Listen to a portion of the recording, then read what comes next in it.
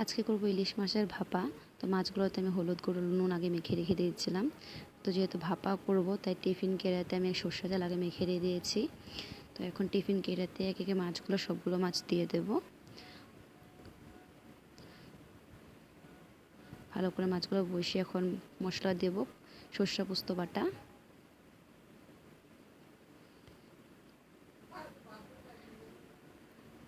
কাঁচা লঙ্কা বাটা, পরিমাণ মতন হলুদ গুঁড়ো, পরিমাণ মতন নুন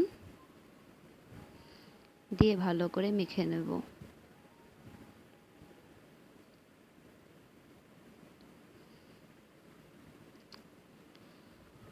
ভালো করে মেখে তারপর পরিমাণ মতন জল দিয়ে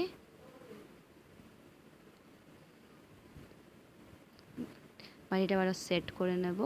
তারপর কাঁচা লঙ্কা আর সর্ষে তেল উপর দিয়ে ঢাকনাটা লাগিয়ে নেব। তারপর প্যানে দিয়ে জল দিয়ে রেখেছিলাম। তারপর এখন স্ট্যান্ডটা বসিয়ে টিফিন কেয়ারটা বসিয়ে দেবো স্ট্যান্ডের উপর। তারপর উপরে ঢাকা দিয়ে দেব আর গ্যাসের ফ্লেমটা আমি মিডিয়ামে রাখবো। তারপর আধা ঘন্টা পর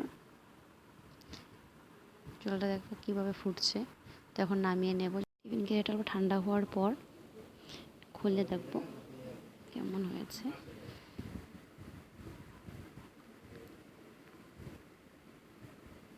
যেহেতু গরম আছে এখনও, খুলতে অল্প অসুবিধা হচ্ছে। তো দেখানো কেমন হয়েছে।